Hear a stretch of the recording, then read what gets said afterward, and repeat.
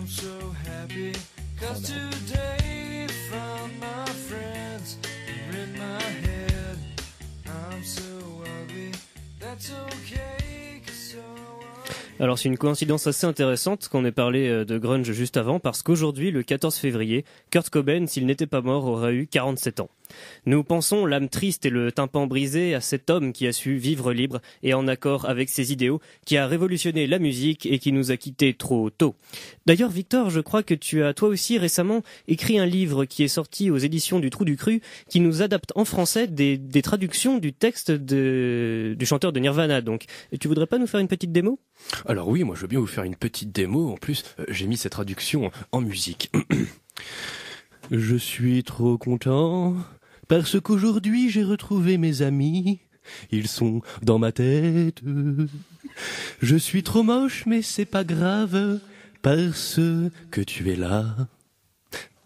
C'était assez beau, assez émouvant. Ça nous rappelle les grandes années du grunge, effectivement. En tout cas, on retrouve tout l'esprit de Nirvana. J'ai aussi des démos des Beatles. Oui, alors on va peut-être s'arrêter là. Par contre, merci. Merci Guillaume, merci moi. Municipal de Rennes. Putain, je te jure Guillaume, là, ça me les brise tellement de parler de ça. Je comprends, mais il le faut pourtant, jeune Padawan. Ta gueule Yoda. Bon, on a 10 candidats avec 10 listes aux noms tous plus cons les uns que les autres, hein, c'est incroyable. Alors, on va faire un petit jeu, tiens, pour se détendre. Saurez-vous, par exemple, retrouver le nom de la liste avec le parti qui la soutient, hein, c'est le jeu. Je crois que ce que je viens de dire, c'était complètement incompréhensible, je vais le redire. Alors, le but du jeu, ça va être de retrouver le nom de la liste qui correspond au parti qui soutient la liste. Un petit exemple. Lis ton texte. Alors, un facile pour commencer. Par exemple, Guillaume, si je te dis Alexandre Nourri de la liste Solidarité et Progrès. Ah, c'est facile ça, c'est la secte de Raël. Oui, c'est ça, bien joué. Alors, un deuxième, un peu plus dur. Alors, si je te dis Bruno Chavana, Ozon Rennes. Ça, c'est les PFG. Les PFG, soyez plus précis. Les pompes funèbres générales. Oui, voilà, bravo, exactement. Alors maintenant, ça va se corser un petit peu. Régis Barbier, Rennes Bleu Marine. Attends, ça j'ai su. C'est l'amicale des anciens tortionnaires de l'Indochine et d'Algérie. Oui, exact. Mais Guillaume, mais tu es très très en forme. Ouais. Alors, pour terminer, est-ce qu'on tente le super? Ouais, super. Oh là, ok, on tente le super. Alors, la question, elle nous vient de Madame Bichou, dans l'Aisne. Alors, quel est le parti qui est lié à la liste de Caroline Olivreau de Rennes, Bretagne, Europe? Alors attends, ça c'est assez compliqué, c'est le POPCR BFCISE. Le parti des opportunistes qui passe du centre au régionalisme breton en faisant croire qu'ils sont écolos. Bravo. Tu reçois un chèque de 45 €. Oh, c'est tellement sympa. Et bravo Guillaume. Bien, police maintenant. Nous avons appris que 4 policiers ont été mis en examen à La Réunion pour avoir blessé, fin février, un jeune homme de Saint-Denis. Fin janvier plutôt, pardon. La Réunion, c'est l'île, c'est ça? Oui, la Réunion, c'est l'île, tout à fait. Enfin, l'île, pas la ville. L'île Bourbon, l'île Mascareigne, enfin. Voilà. Donc, le petit Steve de 17 ans, qui participait en effet à des violences urbaines, a perdu son œil après s'être fait tirer dessus au flashball. Moi, je trouve ça dégueulasse. En effet, c'est indigne des forces de l'ordre que de tirer à l'aveuglette comme ça. C'est le cas de dire. Non, mais je trouve ça dégueulasse que des flics soient condamnés pour ça. Le mec, il s'appelle Steve. Il mérite de perdre un œil. Oui, puis enfin, je veux dire, c'est quoi cette justice laxiste, quoi? Le pauvre petit bout de chou, il est en train de cramer une bagnole en bas de son immeuble et de racketter les pains au chocolat de ceux qui font pas ramadan, hein, et il va se plaindre parce qu'il a perdu un œil? Non mais puis quoi encore? Il veut que la sécu lui rembourse sa marijuana? Hein? C'est ça la justice de notre pays? L'impunité aux voyous, aux délinquants? Sus à Taubira et à Valls, ces dangereux gauchistes qui fument des joints avec les violeurs dans nos prisons. Et vive Marine. Je suis pas sûr qu'on ait le droit de dire ça, Guillaume. On va encore avoir des emmerdes là. Bon, passons. Oui, le CSA et tout. Oui, stop là. Justice, laxiste toujours. La prison d'Alençon-Condé fait beaucoup parler d'elle en ce moment. Ces derniers temps, pour le nombre d'agressions qui s'y produisent. En effet, les détenus les plus durs de France qui y sont enfermés semblent faire la loi et terroriser les gardiens.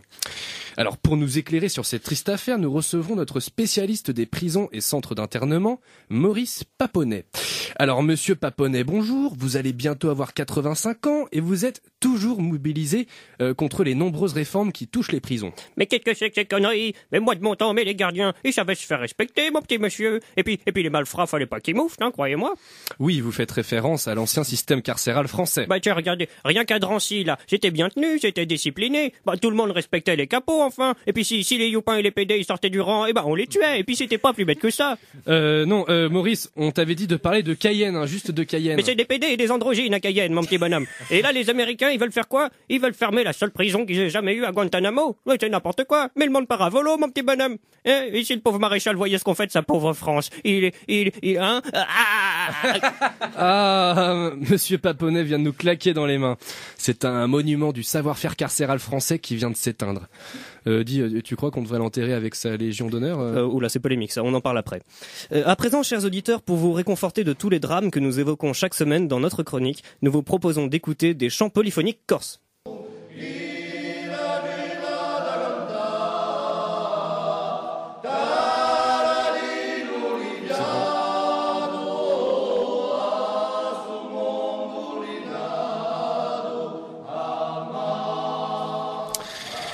C'était Antonio Guerini, Lorenzo Filippotti et Fabiozzo Massiani avec leur chanson intitulée « J'ai tué notre cousin et couché avec ta sœur et je vais bientôt dynamiter ta villa ».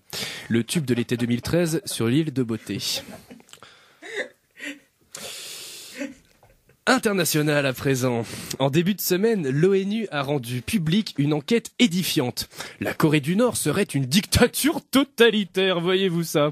En effet, on peut lire dans ce rapport que le régime des Kim commettrait, je cite, des violations systématiques et étendues des droits de l'homme. Les révélations que livre ce rapport constituent de véritables scoops. Ainsi, Pyongyang aurait perpétré des famines organisées, des exécutions sommaires, des emprisonnements dans les camps de concentration, et j'en passe. Salut Jean. Salut, je fais que passer. Salut Jean.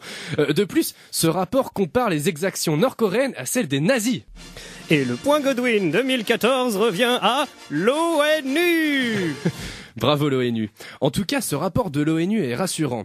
Il nous prouve que cette institution mondiale est toujours à la page. Aux dernières nouvelles, l'ONU a appris qu'une guerre civile se déroulait en Syrie, qu'il y allait en avoir une bientôt en Ukraine, que l'URSS allait bientôt disparaître et que les mammouths n'existaient plus sur Terre. Ah, on se sent en sécurité avec l'ONU, hein. Rien ne leur échappe. Rien ne leur échappe. Économie à présent. Le constructeur automobile chinois Dongfeng est entré dans le capital du constructeur français PSA Peugeot Citroën, à hauteur de 14%. De son côté, l'État français est lui aussi entré au capital de notre entreprise nationale à hauteur de 14%. 14 plus 14 est égal 28%. Il y en a qui ont eu leur bac autour de la table là ? Non, mais on se fait pas en fait. Donc si on résume, plus du quart du capital de PSA est entre les mains de dangereux communistes Shintok et d'énarques français incompétents. Bah merci, tiens. Ouais, je me demande bien à quoi pourraient ressembler les prochaines Peugeot. Eh bien, à ce sujet, une conférence s'est tenue en Chine pour dévoiler les prochains modèles du constructeur.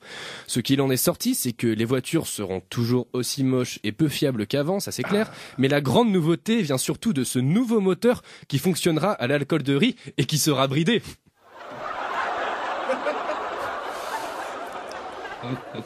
Et la meilleure blague de fils de pute est attribuée à Suspense. Oui voilà, Victor Audubert pour sa vanne sur les Chinois. Bravo petit enfoiré. Merci Antoine. Merci Antoine. Justice, la vraie cette fois. Il est sympa Antoine. Très très gentil, il prend pas beaucoup de place en même temps.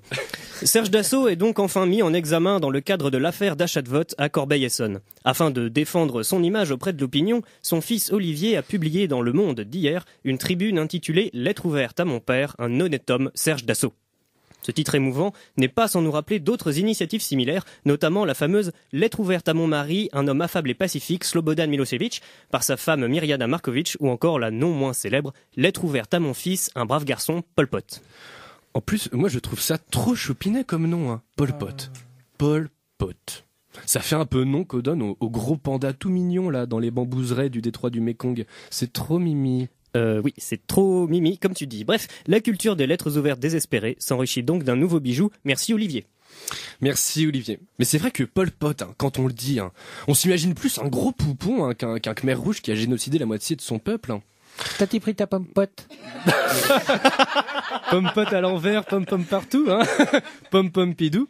Bref, we don't care. C'est la fin de cette chronique. Merci de l'avoir écouté et on vous dit à la semaine prochaine, si vous le voulez bien.